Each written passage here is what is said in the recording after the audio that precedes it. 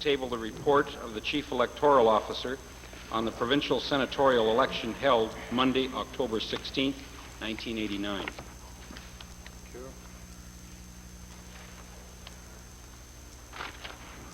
Introduction of special guests. Member for Edmonton Mill Woods. Mr. Speaker, it's my pleasure to introduce to you and to the members of the Assembly this morning Mr. Peter Malengo, who is the Canadian representative of the African National Congress. He is in Alberta now on a tour across the country to talk to Canadians about how we can continue actions of solidarity so that one day the people, the majority of South Africans, will take the rightful place in governing. Honourable Member. Thank you, Honourable Member. Thank you, Honourable Member. Now would you ask the House to... Now I'd like to ask Mr. Malengo to please stand now and receive the very warm welcome of this House.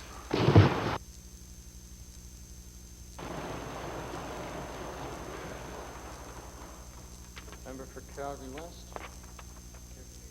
Pleasure to introduce to you and through you to all members of the Assembly two of my constituents who have come up to join us in this wonderful Assembly. From Calgary West, Jeanette Young and Ann Birch, who are sitting in the members' gallery. I'd ask them to rise and receive the warm welcome of all members.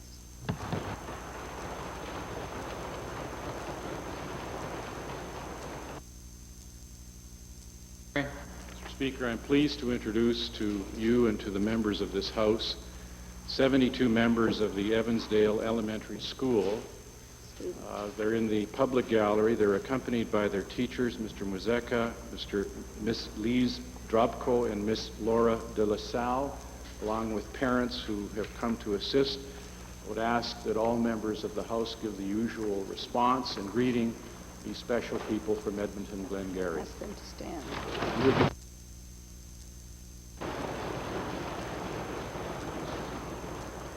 Minister of Forestry, Lands and Wildlife. Mr. Speaker, it is my pleasure to introduce to you and through you to members of the Assembly 11 enthusiastic girl guides from Claresholm. They are accompanied by Mel Lister, Jean Burnham, Mary Ann Burnham, Sharon Doig, and Trevor Lister. They are seated in the members' gallery, and I would ask that they receive the normal cordial welcome to this Assembly.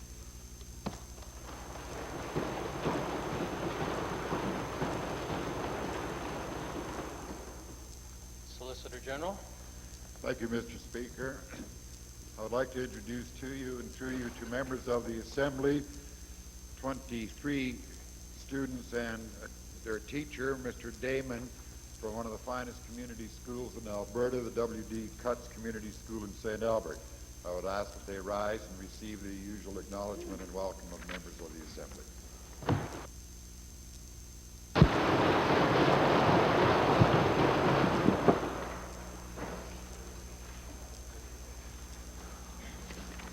Ministerial statements.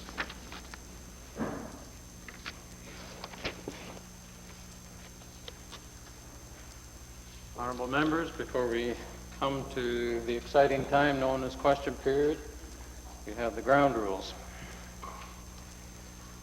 Before we begin question period this morning, I'd like to bring you up to date regarding the recent Canadian Radio and Television Commission's decision. Since my memorandum of March the 6th to each member, we have now been apprised that live coverage of question period in the Edmonton area will be carried on Channel 5 on Videotron and Channel 25 on Shaw Cable and rebroadcast nightly on the Access Network at 11 p.m. and an additional memo will be sent to your offices. The House leaders and I met to discuss a number of issues, including the possibility of introduction of members' statements, a temporary standing order with regard to designation of House business, and, of course, question period. We researched question period practices across Canada, including the House of Commons, with regard to the number of questions and rotation. Some members of the House have suggested that government benchers do not have a right to participate in question period. The Chair continues to reject that suggestion. Regarding question period, the House leaders were unable to come to unanimous agreement. The following format will apply until unanimous agreement is reached by all three parties in this House. Nevertheless, the Chair expects the new format will enable more members to participate in question period. The first three main questions will be designated as follows. The first two main questions with two supplementaries to the Leader of the Official Opposition or his designate. The third main question with two supplementaries to the Leader of the Liberal Party or his designate. The leaders of opposition parties are thus given due recognition in the question period order. After their participation, now comes the change. The format for all members will be one main question and one supplementary. This portion of question period will commence with a government member, followed by other members of the House on a random basis. If a minister supplies additional information to a question at the end of question period or after subsequent question periods, the member who asked the original question will have the opportunity to ask one supplementary question to which the minister may reply. All points of order and questions of privilege shall be dealt with at the end of question period, as stated in Beauchesne's Parliamentary Rules and Forms, 6th edition, Section 317, Section 3. In order to raise a relevant point of order or question of privilege, it is the member's responsibility to cite the appropriate reference from standing orders, Beauchesne's Parliamentary Rules and Forms, 6th edition, and or Erskine May Parliamentary Practice, 21st edition. With respect to ministerial statements, I have been advised that ministers will attempt to make them as brief as possible.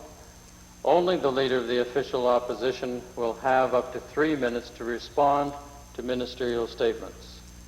And the Chair does request the government to make more ministerial statements to the House.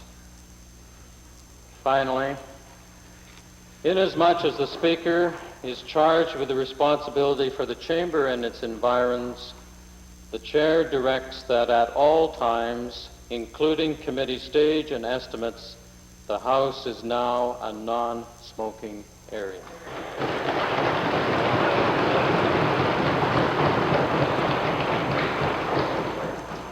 Mr. Clerk. Oral question period.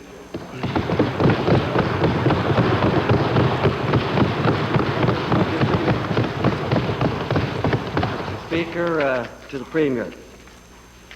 Mr. Speaker, last fall, this government was dragged, kicking and screaming, into holding an environmental impact assessment on the proposed Alberta Pacific pulp mill. Mr. Speaker, but now we discover that the government's own Ministry of Fisheries, Land and Wildlife held back crucial studies in 1988 showing that fish in the Wapiti River had furan and dioxin levels far exceeding federal health and welfare guidelines. Mr. Speaker, this is outrageous. Albertans' health, especially native Albertans' health, could be seriously affected by this, Mr. Speaker. My question to the Premier is this: can your Premier explain why this government had to be bullied into conducting an EIA on the LPAC project and then sat on crucial information that the review board specifically required? Well,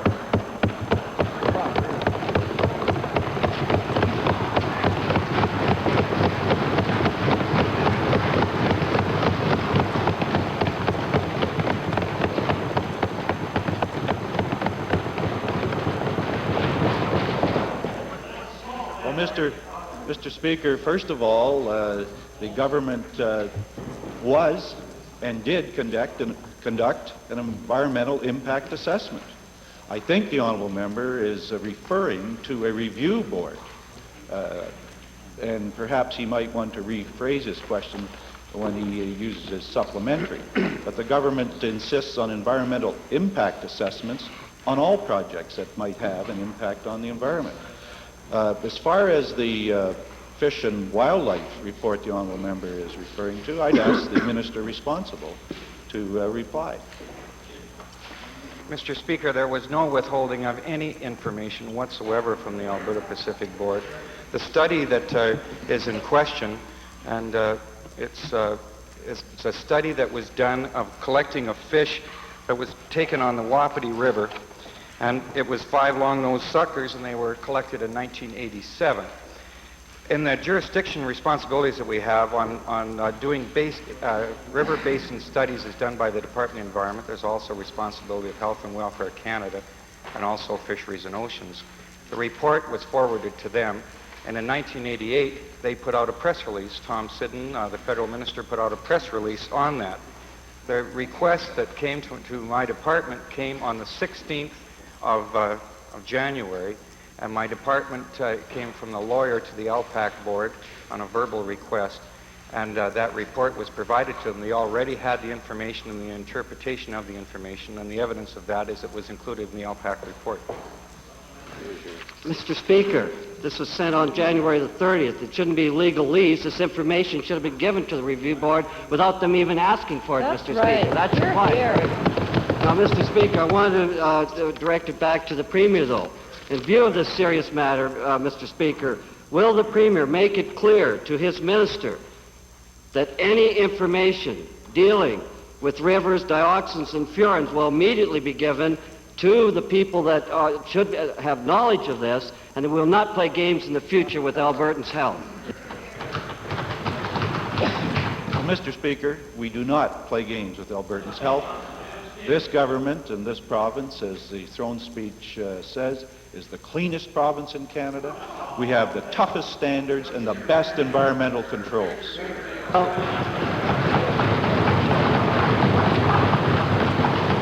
He obviously hasn't read this document, Mr. That's right. Speaker. And the rhetoric is cheap, Mr. Speaker. Let's put his money where his mouth is. In view of the serious matters here, it was good enough to have a hearing for LPAC. Will the Premier now give his word that we'll have a moratorium on all pulp mills, including Diashaw and other ones, before we move ahead then, Mr. Speaker?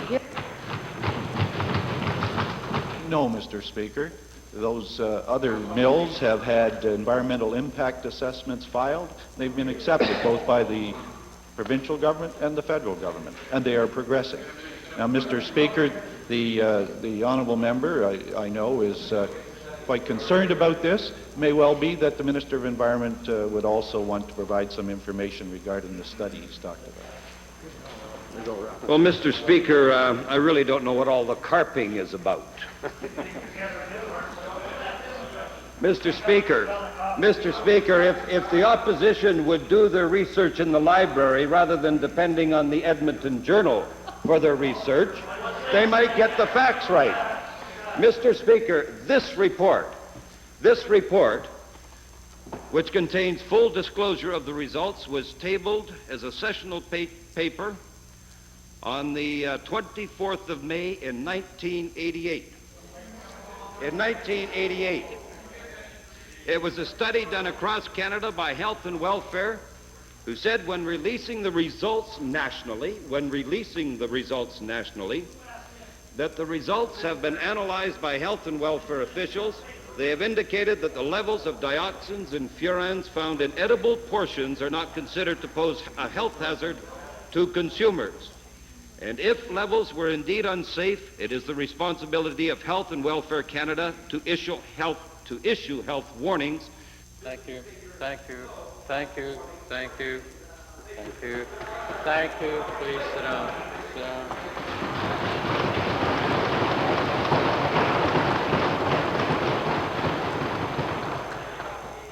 Second main question, Leader of the Opposition. Well, we know it's all rhetoric. They still don't believe in anything. Hide it from the people, Mr. Speaker. But, Mr. Speaker, we'll try now with the Treasurer, that honest, straightforward Treasurer, Mr. Speaker. Mr. Speaker, recently the Conservative government in Ottawa brought down a budget that, frankly, is disastrous for the Albertans. Not only did we lose money in transfer payments, Mr. Speaker, the promised support for Oslo is gone, Mr. Speaker, and eventually they're going to be bringing in a GST, which the Treasurer and I agree will be disastrous for Alberta, Mr. Speaker. But I want to say, in dealing with the federal budget, Mr. Speaker, that we were set up by this Treasurer and this provincial government. Do you remember, Mr. Speaker, he came back from New York saying our economy is wonderful, no problems, and that we would be able to handle restraint in federal transfer payments better than other provinces.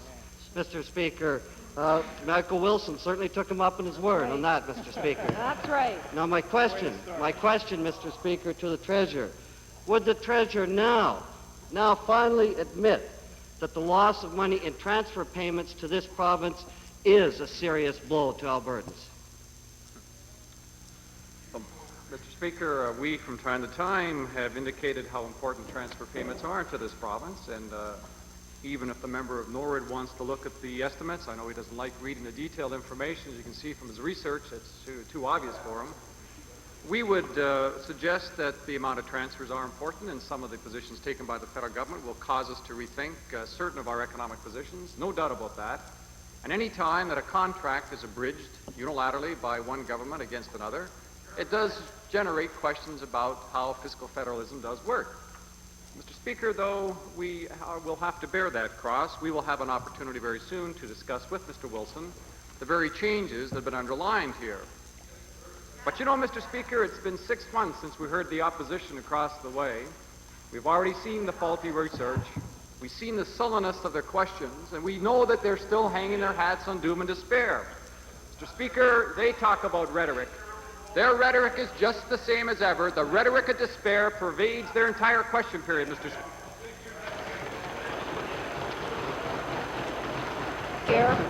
Deficit Dick. The Treasurer still has diarrhea words. There's no doubt after that for 6 months, Mr. Speaker. And I advise the Treasurer, Mr. Speaker, my question, never to get in a poker game with Michael Wilson, Mr. Speaker, because he'd lose your shirt. That's right. Now, my question, Mr. Speaker, a simple suggestion. Why are we not prepared to join with Alberta and Ontario in a court challenge to fight against the cuts in the federal transfer payments? Why don't we show some backbone like they are, Mr. Speaker? Again, Mr. Speaker, we're in the process of evaluating what it is that the Ontario government and the BC government are proposing, and unlike the opposition, we like to have the facts. We have to understand the implications for our fiscal position before we act. And I can assure you, my colleague, the Attorney General, is now working on that process. As I've indicated as well, we'd like to hear Mr. Wilson's position, and I understand that he's about to call a meeting to discuss just that. But let me make it very clear, Mr. Speaker, that as we said in the last session of this Assembly in 1989, the Alberta economy is strong. It's performing very well. The revenue collections are strong, Mr. Speaker, and I know that throughout the course of the discussions here, the numbers about unemployment, the numbers about retail sales, about new investment coming to this province, Mr. Speaker, will be clear. And the opposition will have trouble with that, Mr. Speaker, because, as I say, they don't like good news, Mr. Speaker. Yes, Deficit Dick. Thank you. Yeah, right. Mr. Speaker, the facts are that the federal government put it to us, Mr. Speaker. That's the facts, Mr. Speaker. And maybe the Premier would like to answer this. And I'll ask him specifically then, what is this government prepared to do to send a message to their federal cousins to tell them that their treatment of Alberta with the budget and the GST is unfair and unacceptable to all Albertans? Mr. Speaker, I think the honourable member knows, and if he doesn't know, he should know, that the government of Alberta has led Canada in opposing the goods and services tax. As a matter of fact, Mr. Speaker, I recall going to a Premier's conference where only 2 premiers going into the conference were concerned about the goods and services tax. After the leadership of Alberta, we had unanimous support from all the premiers. We've also had that in the area of Senate reform and in the area of the high interest rates. This government leads Canada, Mr. Speaker, in areas of working on interprovincial and national issues. Member for Edmonton Glengarry. Member for Edmonton Glengarry. Mr. Speaker,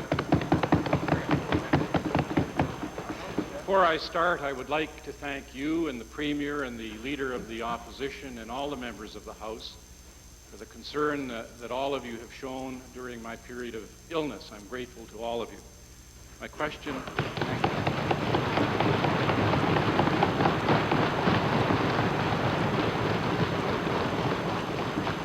My first question is to the Premier.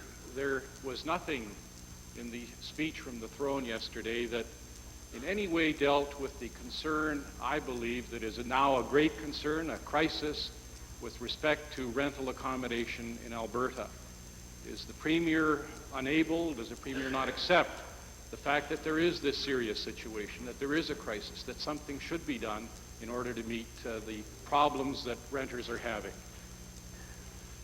Mr. Speaker, just before replying to the question, I want to express on behalf of myself and my family and the members of our party and probably all members of this legislature, my sincere concern for the health and my sincere best wishes on behalf of all of us to the honourable member regarding his health, and we hope that he will be strong and healthy and able to perform the duties and responsibilities that Albertans have asked of him.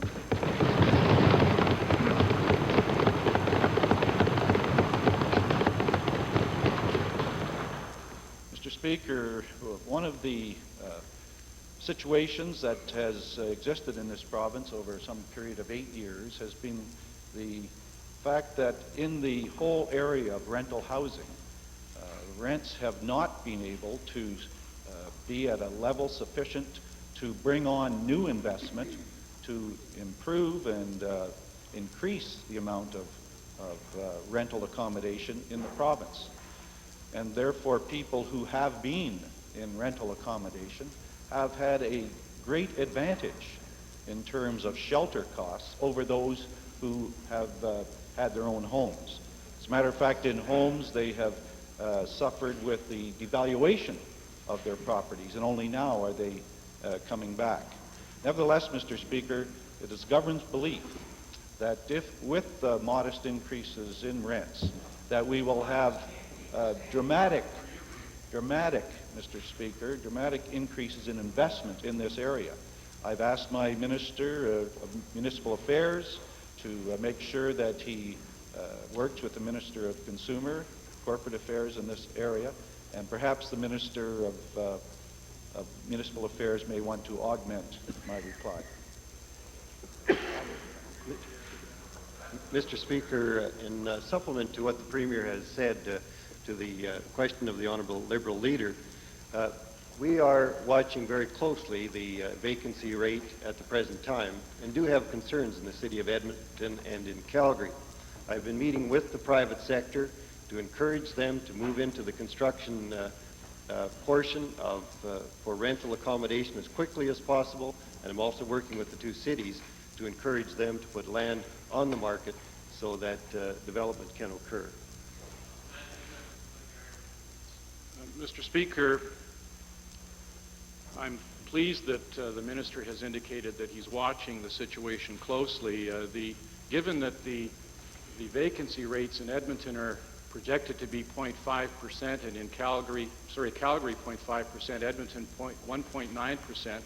This is a healthy average is about 3%. I believe that the situation is serious. What specifically does the Minister intend to do with the development sector to stimulate, to get us out of the situation where we have to go the NDP route and start calling for rental review or rental review boards? Mr. Speaker, right. Order, please. Order. Mr. Speaker, in response to the very responsible question of the Honourable Liberal Leader and responsible attitude that he has portrayed with regards to this item, one of the things that we cannot do as a government is to leap into the marketplace and start to construct public housing. And I know the two House leaders of both the Liberal Party and the NDP Party have stated on a radio interview not too long ago that the some $600 million that were lost in this last round of public housing construction shouldn't happen again. And they've said that publicly.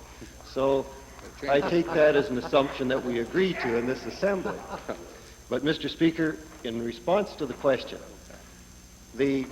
what we're looking at is the rent supplement program to assist those people in low-income areas and to assist them into affordable accommodation.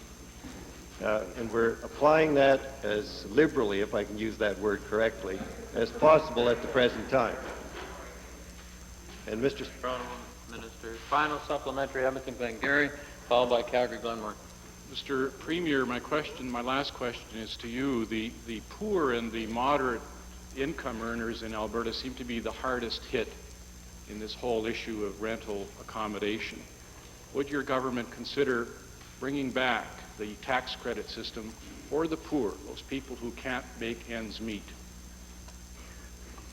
Mr. Speaker, I remind the honourable member first that in the government's budget over the past 2 years, huge numbers of Albertans, some 500,000, have had their taxes lowered or, Mr. Speaker, been removed completely from paying taxes.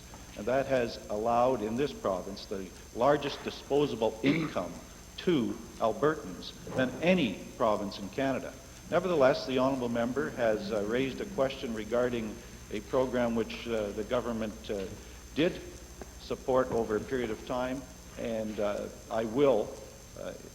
he has raised it, some members of our own party have raised it with me, and members of my caucus, and we will look again at that matter.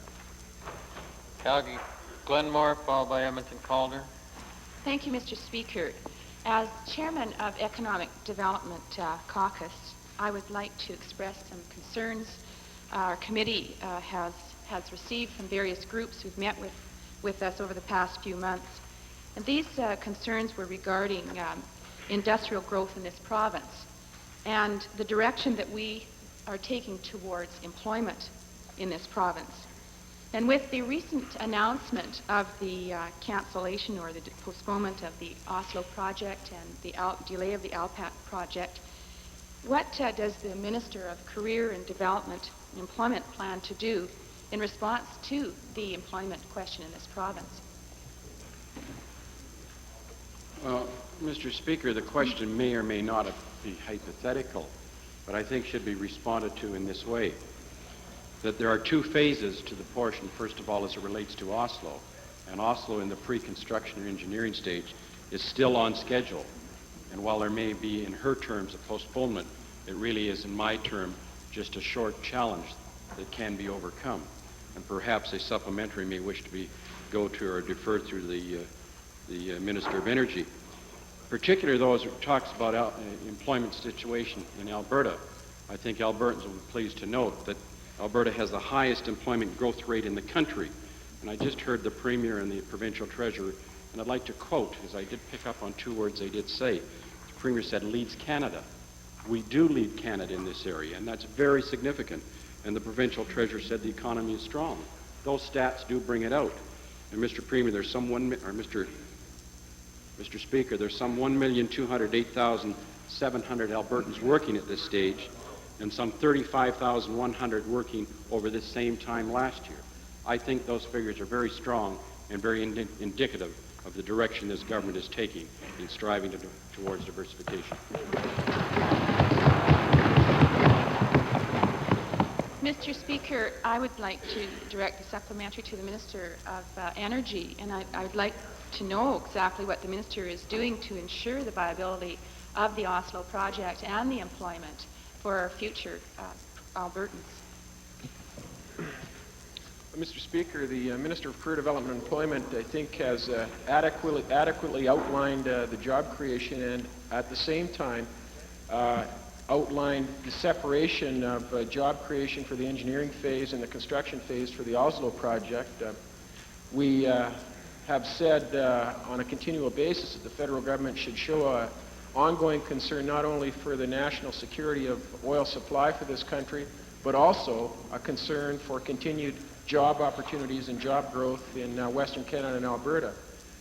The Oslo project is on stream to continue in the engineering phase through to about the middle of 1991, and there are some 130 to 150 jobs currently as a result of the engineering phase, and we expect some 160 jobs at the peak period of the engineering phase. Hopefully the federal government will see the wisdom of continuing support for Oslo at the trigger date in 1991, Mr. Speaker, and create an additional 6,000 jobs for Albertans. Member for Edmonton Calder, followed by Edmonton Jasper Place, then Edmonton Meadowlark. Thank you, Mr. Speaker. My questions are to the Minister of Family and Social Services. The government's white paper on daycare definitely does not present us with a fair, better system. Funding for daycare is actually being cut. The quality for care for infants is being sacrificed, and many parents will either have to pay higher fees or will be forced into using cheaper, unlicensed care. Right. To the Minister, how can this Minister justify reducing its budget for daycare in this province by 6%, or almost $5 million? Can't. Mr. Speaker, as usual, the members opposite are having a hard time getting their facts correct. But I'd be interested in knowing just specifically what it is that this member takes exception to. Is she concerned? Is she concerned that we're providing more help to low-income families? Is she concerned that we're providing more help to those single-parent mothers? Is she concerned that we're consulting with Albertans through this process? Is she concerned that we're going to be able to help 2/3 of the existing people accessing daycare even more through this process? Or is she more interested, Mr. Speaker, in just promoting fear-mongering amongst those users? Your voice is getting higher all the time, John. You're nervous. Don't be so shrill, John. Thank you, Mr. Speaker. Supplementary then. It's clear that this white paper does not bring about a fair, better system. And in fact, this minister has admitted that average families in this province will pay more for child care. Will this minister admit that the real agenda of this government is not to improve child care in this province, but to reduce the money that's available for child care? That's what's out. No, Mr. Speaker, the member is right out to lunch on this one. This government is committed to helping low-income families even more with their daycare.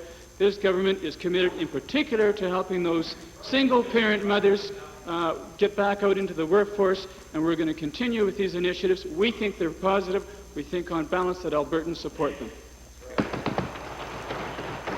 Edmonton Jasper Place. Thank you, Mr. Speaker. The government has had possession of the secret ecologic report on fish samples in the Wapiti River since April the 5th, 1988, almost 2 years ago, which concludes that all fish, with the exception of one labeled TCDD 104, exceed the fish consumption guideline of 20 parts per trillion.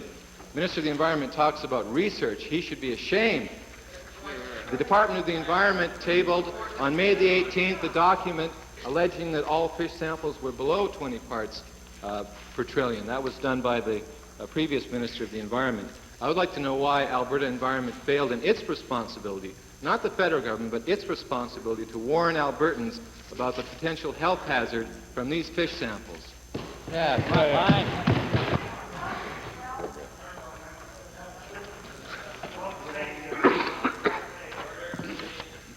You might think that, Mr. Speaker, that the opposition would have used the hiatus to work up some new material, or at least a new approach. In fact, Mr. Premier, this report contains a document that was filed in this legislature on the 24th of May in 1988. It contains all the information referred to by the honorable member from Jasper Place. It's been in the environmental library for some time now, and you would think that he would have taken the opportunity to go to the library, to pick up a copy, and avoid some of the political posturing we see taking place in the House today. Thank you.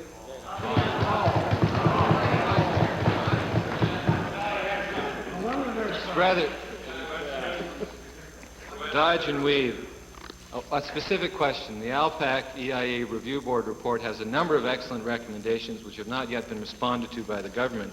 I wonder if the minister would respond to the one in particular that says the 20 part per trillion level is biased against native people who eat considerably more fish and eat different parts of the fish, and is he considering providing a higher standard on behalf of the native populations and a healthy future for all Albertans? Mr. Speaker, the honorable member refers to a very significant document a document that probably will be a historical document in terms of environmental impact assessments in this country. And it was this government, Mr. Speaker, that took the leadership role in providing that environmental impact assessment process. Now, Mr. Speaker, to answer the question, my department will do the most complete study of the recommendations and will be bringing back a report in due time as to how this government will address those recommendations. And believe me, Mr. Speaker, they will be given the most serious consideration. Member for Edmonton Meadowlark. Thank you, Mr. Speaker. Mr. Speaker, I'd like to pursue further the issue that the Minister of Forestry, Lands and Wildlife was suppressing evidence contained in a May 1988 report indicating that dangerously high levels of dioxins were found in Wapiti River fish. If in fact this report, this evidence can be confirmed, then surely this minister must tender his resignation. My question is to the minister. Did the minister not consciously and purposely suppress this evidence because it was contrary to his department's objective to build those pulp mills in the northern part of this province, regardless of the environmental cost? Mr. Speaker, when you holler out of an empty barrel, you make a lot of noise. That's it. Frankly, Mr. Speaker, when we, on this particular issue, there was no suppression of information whatsoever.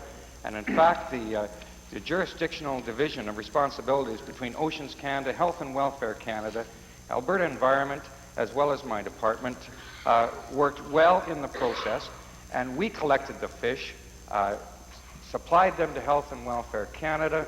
They did an analysis, and they received that in May. And in May 16, 1988, Tom Sidden, the federal minister, put out a press release which stated the results of the analysis of fish samples in these surveys had been evaluated by health and welfare officials. They have indicated the level of dioxins and furans found in the edible portions of the fish samples are not considered to pose a health hazard to consumers. Mr. Speaker, that's their responsibility. If there is any tainting of fish that would cause a hazard to human health in this province, this government will take steps to make sure health is protected. To make those ridiculous statements, Mr. Speaker, doesn't even make any sense. Mr. Speaker, his department changed a conclusion that said the fish weren't okay to say the fish were okay. Did the Minister of Forestry, Lands and Wildlife not refuse consistently to allow his staff to appear before the ALPAC review panel because they had information, this information that he simply didn't want them talking about in public? Mr. Speaker, he makes an accusation that my department changed numbers to reflect something. I mean, that's an accusation and a charge, Mr. Speaker. He should put up or shut up. Yeah.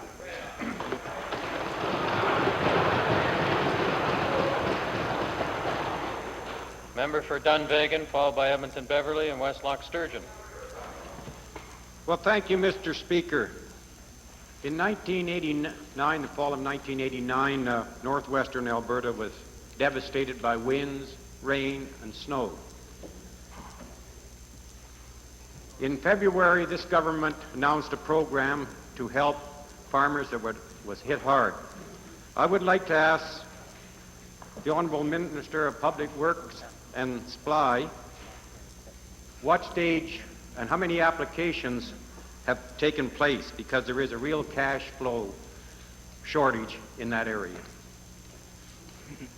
Mr. Speaker, the Disaster Assistance Program for Northwestern Alberta that was created and announced by our Premier several weeks ago has, as of yesterday, received some 2,500 applications, and the initial processing of checks is now underway. There's one difference with this program than in previous programs. The direction of the government was that we would, because of the economic situation of farmers in northwestern Alberta, that we would allocate a one-third payment upon application received so that farmers could get underway with their spring crops. It's unique and it's reflective of that, but to date it's about 2,500 applications before the government. Well, thank you, Mr. Minister. I'm really concerned. Excuse me, honourable member. There's no need for that. At least the person gets a chance to get out 5 weeks. Thank you. Dunvegan.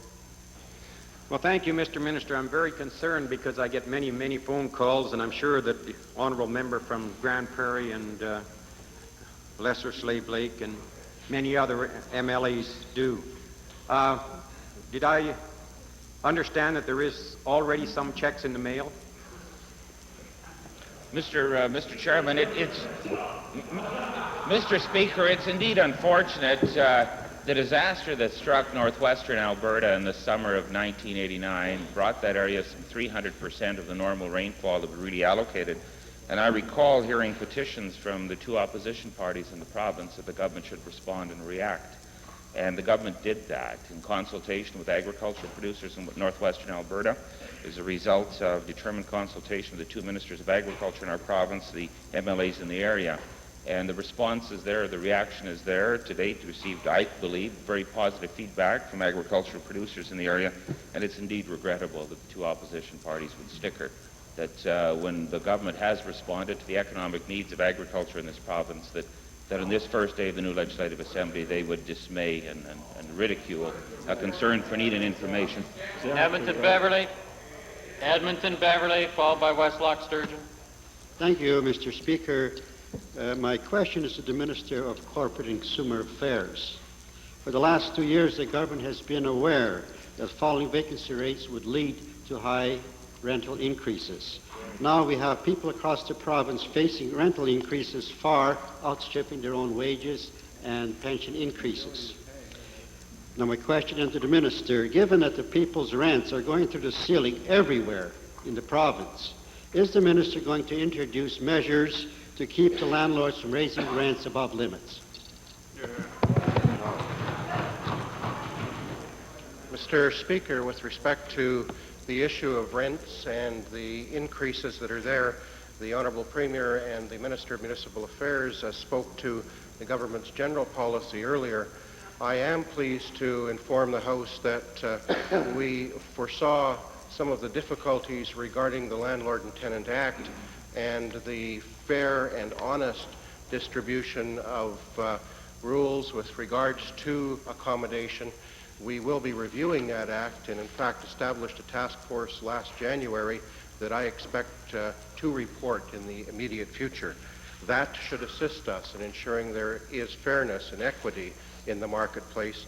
I'm not sure that anybody in this government or in others across North America can assure in each individual circumstance that people will be able to have the accommodation they want and pay for within the circumstances.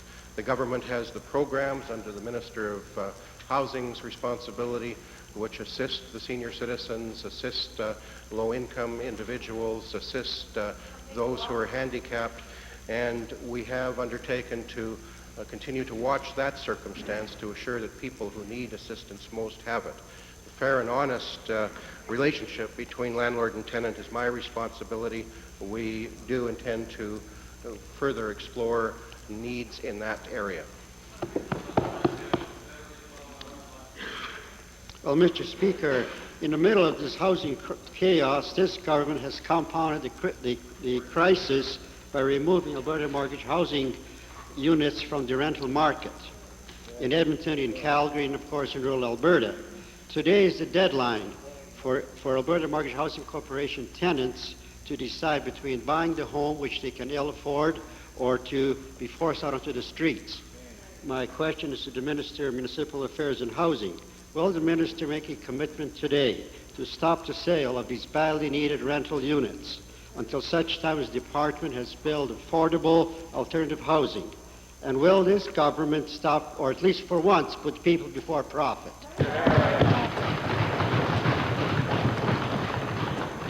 Mr. Speaker, our ultimate concern is the people that are out there in the various accommodation rental units. To this point in time, we have, under the rent supplement program, some 1,075 units that were provided for people in that low income bracket, income tested. There were another 1,300 to 1,400 units in which we had people renting facilities that were not income tested, not low income people. So we have put on the market some 1,193 units.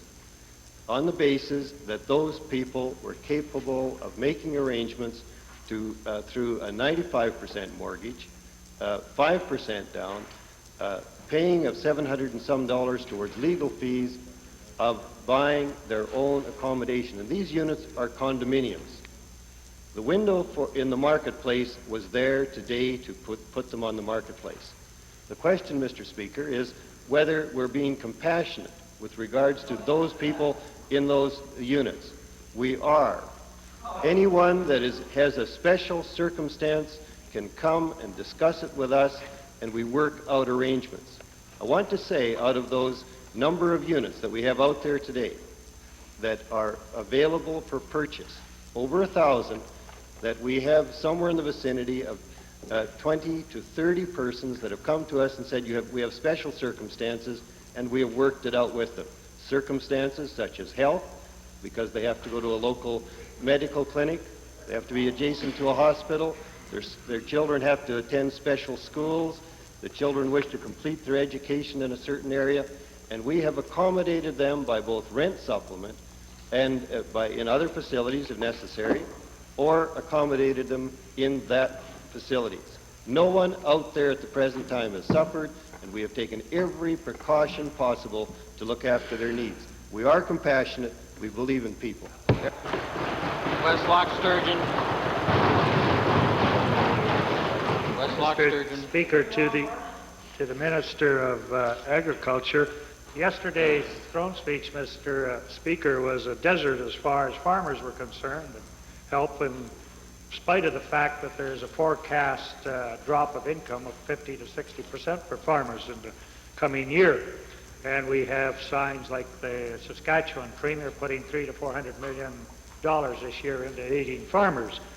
Now, Mr. Speaker, the Minister and the former Minister has made much of the change in the method of payment, which is putting the crow rate directly to the farmer, but that can't go ahead unless the provincial government is willing to come up with the $90 million dilution payment, the $90 million to extra farmers. That with the direct payment will mean something like $200 to $300 million to the farmers. Can the Minister tell me whether the government is now, or whether the Minister is in the position to guarantee the dilution payment to farmers so that the method of payment can be changed? Thank you, Mr. Speaker. First of all, I would have to respond, Mr. Speaker, and suggest that the throne speech was not a desert for farmers. There is one very significant commitment in that throne speech that farmers have been lobbying for some time, and that is the improved crop insurance program.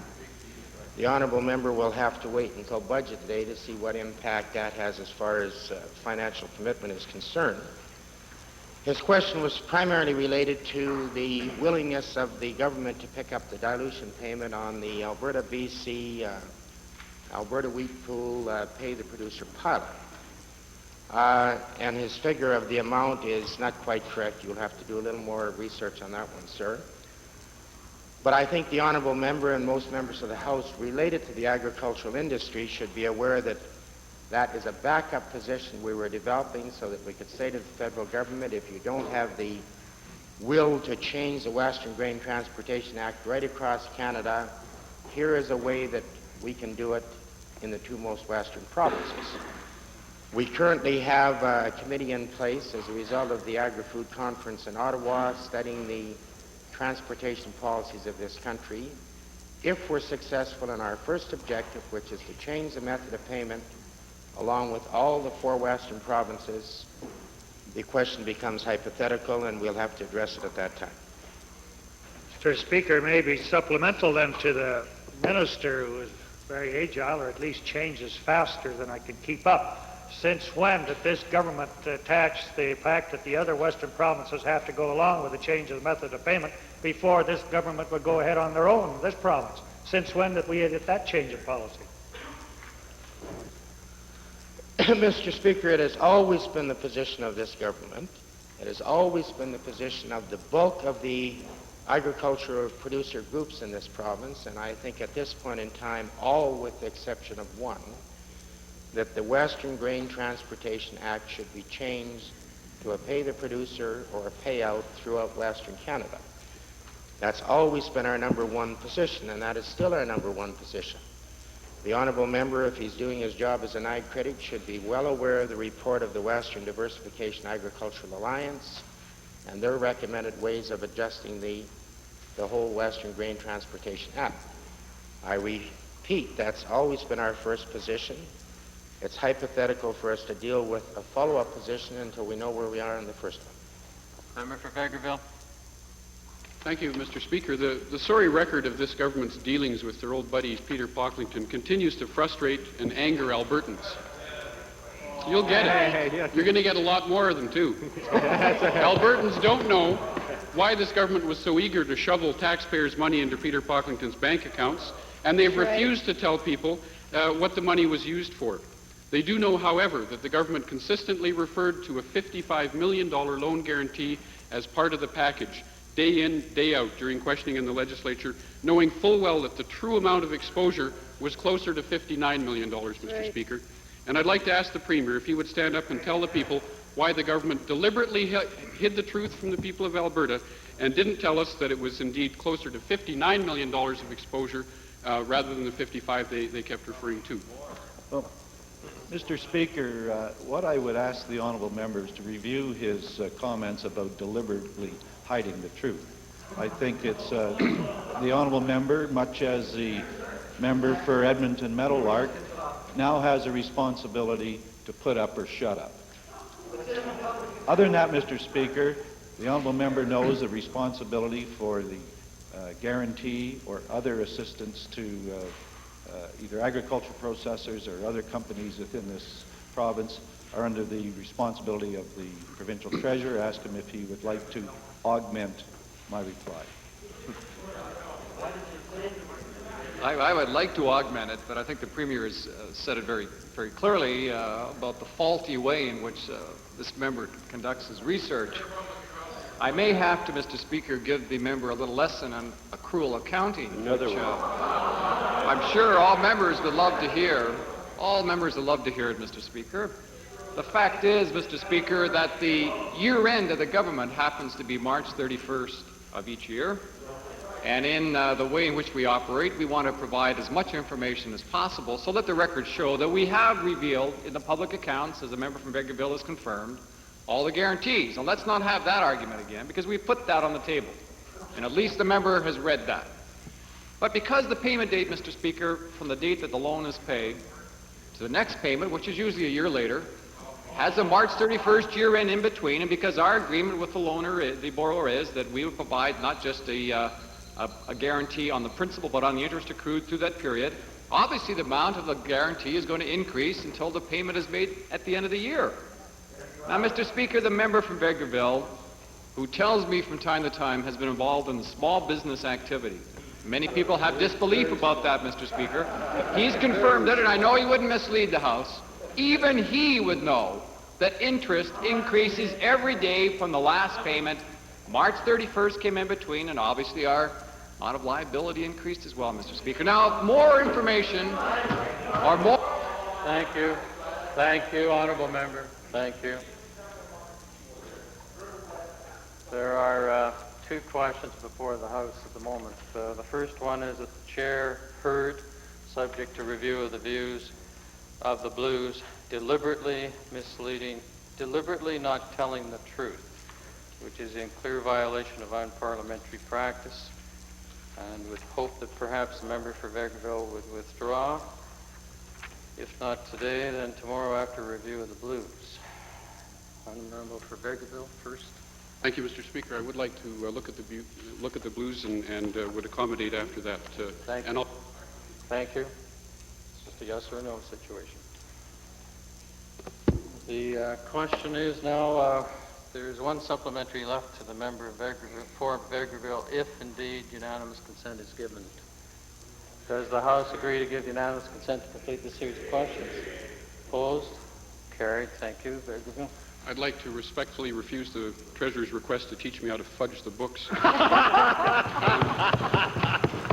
But I'd like to ask him very clearly, because they're his figures. His budget says $55 million presented to us in June of last year. His public accounts say $59 million presented to us effective March 1989. Did he not know that we owed, or we were exposed, close to $59 million last year at this time, rather than the $55 million that he put in his books? $4 million might not mean much to you, but it means a lot to Albertans. That's right. Well, again, Mr. Speaker, I've answered that question already. And I know that my colleagues, surely from this side, don't want me to go through it again. The member has difficulty understanding. I agree with that, Mr. Speaker, and that should be a public record as well. But it's simply a matter of accrued interest. We have not misled anybody. The guarantee was $55 million at the time it was put in place, and of course it's going to change, both on the basis of accrued interest and payments made.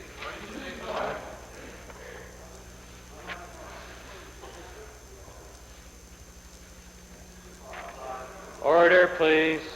Order. Ordinarily, we would deal with the requests under Standing Order 30 and Standing Order 40. However, due to the passage of time and the fact that there are, as far as the chair knows, certain guests in the gallery, might we revert to the introduction of special guests at this time? Opposed? Carried. Thank you. Member for Edmonton Glengarry, followed by the member for Lloydminster. I'm sorry, sir. This is Standing Order 30. I don't have any guests to introduce. Sorry, the chair apologizes. I haven't got all the members straight in my head yet. Edmonton Strathcona. Thank you. Yes, it was me, Mr. Speaker, but the guests have departed now, so... Thank you, honourable member. Lloydminster. Thank you, Mr. Speaker, and it's my pleasure today to introduce to you and through you to members of the Assembly 10 students and 9 parents, also their teacher from the Lakeland Christian School, and they are seated in the members' gallery, and I would ask them to stand and receive the traditional welcome from the Assembly. Thank you.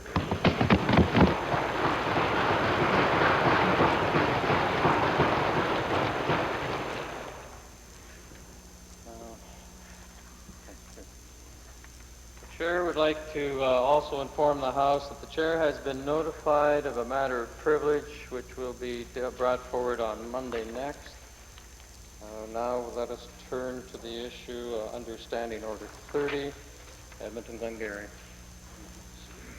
Mr. Speaker, I rise to move that the ordinary business of the House be suspended so as to deal with a matter of urgency.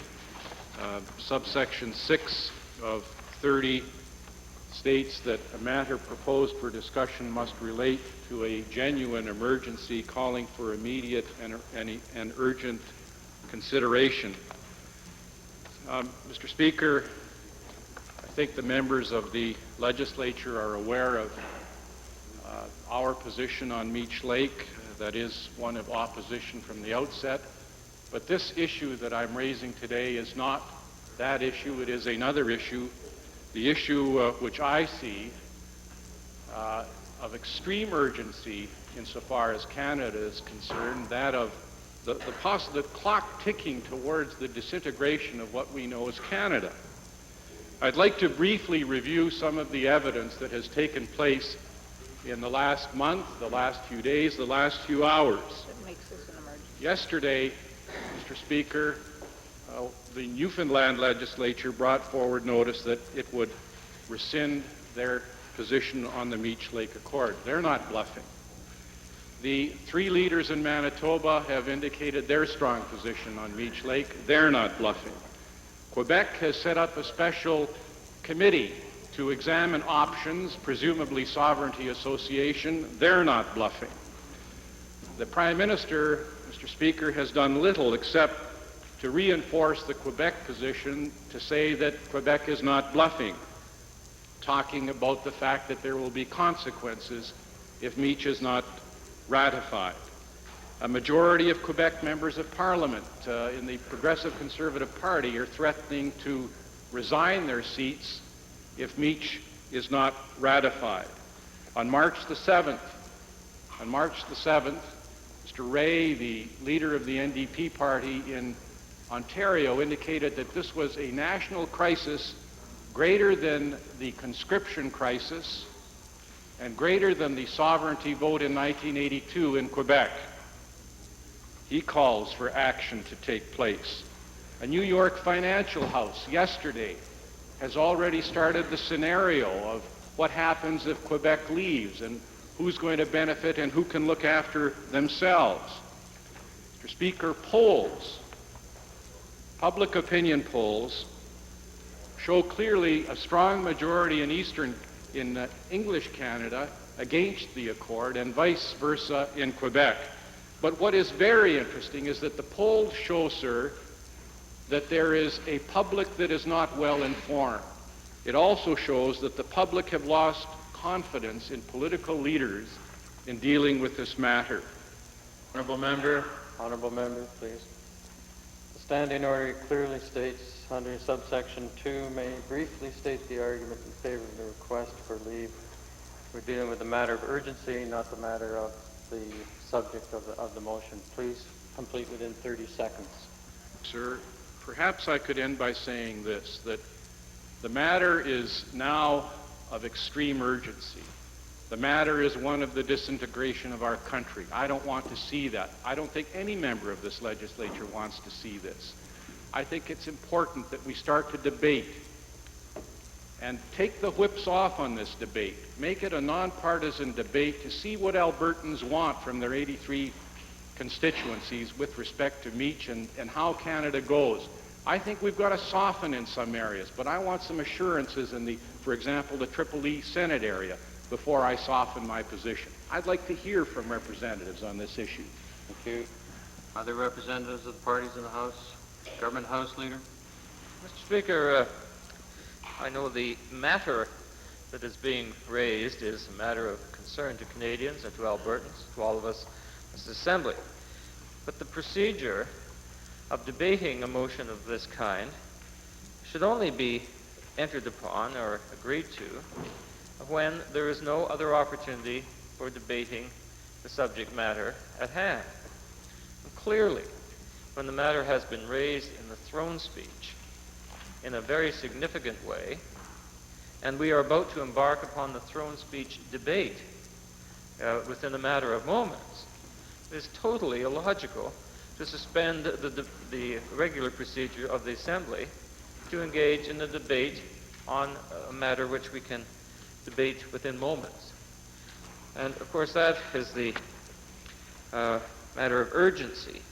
And Beauchesne 390 makes it clear that urgency of debate is the matter which should be discussed when the ordinary opportunities provided by the rules of the House do not permit the subject to be brought on early enough, and the public interest demands the discussion take place immediately. Mr. Speaker, it can be debated within minutes of now. And quite frankly, not that the subject isn't important. It was raised in the throne speech in a significant way. The leader of the Liberal Party can this morning engage in debate. And other members of the Assembly can engage in debate on this very topic, since it is a significant and integral part of the throne speech presented to the Assembly yesterday. And therefore, there is no urgency of debate on this subject because it can be dealt with in moments by debating the throne speech. Comment from the official opposition.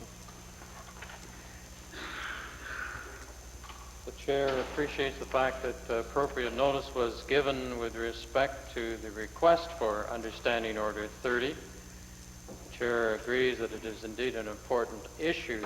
However, because of other issues involved, vis-a-vis the timeline, June 23rd, the opportunity to speak during the throne speech debate, the Chair rules that this particular request fails the test of urgency.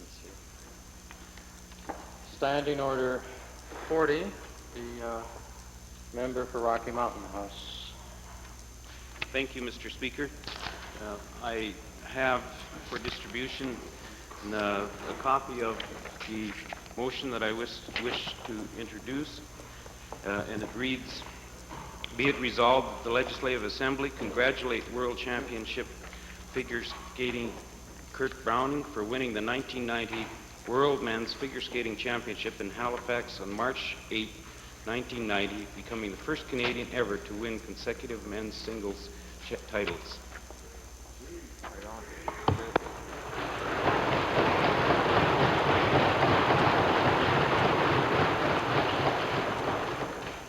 All those in the favor of the motion, please say aye.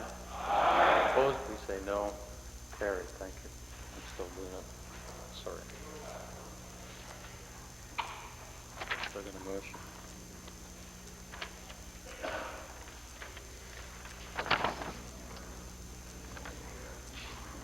Consideration of Her Honor the Lieutenant Governor's speech. Ms. Callahazan.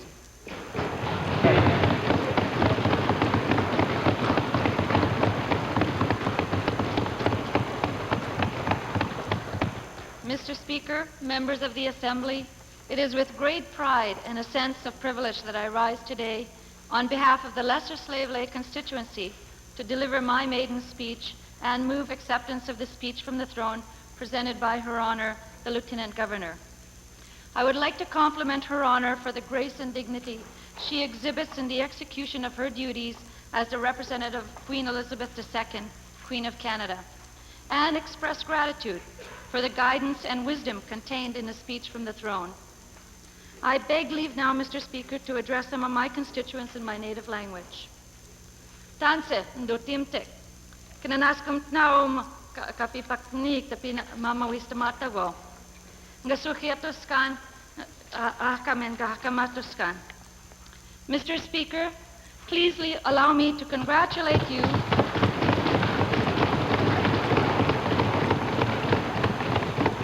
on your re-election to the chair of this Assembly. As a new MLA last session, I observed that your fair and impartial judgments within this Assembly maintained the order and decorum necessary for us to conduct a business of government in Alberta. I am sure I speak for all of my colleagues when I say that we are much the wiser for your tutelage and your ability to rise above the partisan nature of political discourse. I also wish to thank the Premier for extending to me the privilege of moving the acceptance of Her Honor's speech. Yesterday, we recognized by the wearing of a red rose International Women's Day. I am proud to live in a province and a country that treats women as equals. When you have an assembly such as this, with women representing rural and urban constituencies on behalf of all political parties, it speaks not only of acceptance, but also recognizes the contribution that women make to our society.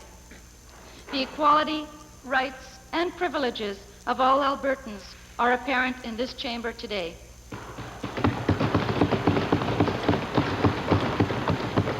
Mr. Speaker, the formation of a political philosophy is a unique and complex process influenced by many factors such as one's family, friends, education, work, and personal experiences. I am proud to say I was elected to this Assembly as a progressive conservative representing the people of the Lesser Slave Lake constituency. I followed to this Assembly a man who ably represented our constituency for some 14 years. As an MLA and a minister of the government, Larry Shaben exhibited the highest personal standards, and I have the utmost respect for his compassion for individuals in special need and his dedication to the development of a dynamic economy in Alberta. Another significant experience in my life derived from working with Mr. Baldwin, who was the conservative member of Peace River. Like Larry Shaben, Jed Baldwin also put people first and insisted that the first priority of any politician was to represent the people who elected him. Therefore, Mr. Speaker, the people of my constituency will always be my first priority.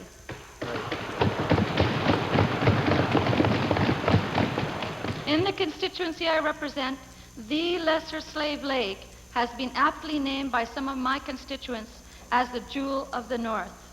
Mr. Speaker, I invite you and all the members of this House to take an Alberta break and visit us this summer.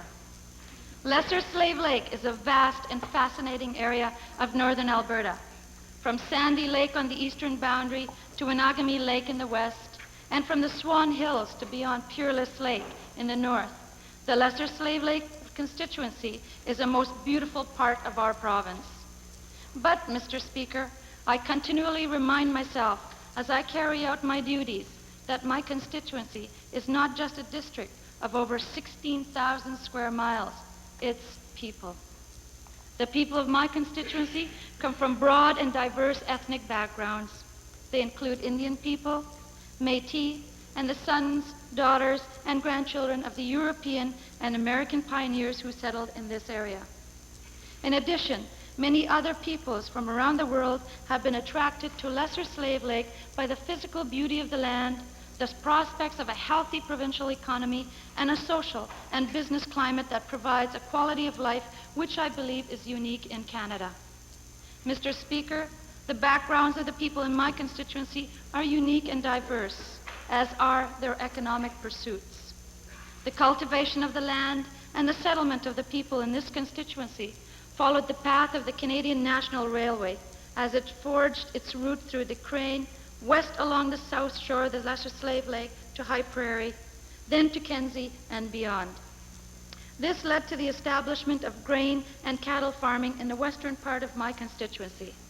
In addition, many of the people in my constituency work in the forest product industries due to the vast timber available. Around the Lesser Slave Lake, which is central to my constituency, you will also find significant activity related to the energy industry of Alberta in the exploration and extraction of oil and gas. The native peoples and early immigrants to the constituency settled around the many lakes and waterways, such as the Wabasca Lakes in the east, Uticuma to the north, and Wanagami in the west. They hunted and trapped for a living and fished the lakes and rivers for food. Today, commercial hunting and fishing is not only a way of life in the north, it is the sole source of income and livelihood for many. As we enter the decade of the 90s, the people of my constituency wish to participate fully in the quality of life that we are building and enjoying in Alberta. They wish to work and live in their own communities, and they want their families to live in an area where jobs and social facilities make life productive and rewarding. The continuing social and economic development of this province has been outlined in the speech from the throne. This, combined with continuing fiscal responsibility and a stringent environmental protection of the province, is a responsive and responsible approach. This is the stewardship role that this government will continue to exercise. This provincial government has responded to national uncertainty by developing a strong economy with stable employment and quality services for our people. The young people of this province will continue to become homeowners in a buoyant market because we believe in providing a sound economy for Albertans to prosper in. This government's commitment to health, education, and economic diversification remains unchanged. The unflinching commitment of this government goes beyond the short term, Mr. Speaker. We are committed to the economic and resource development of our province.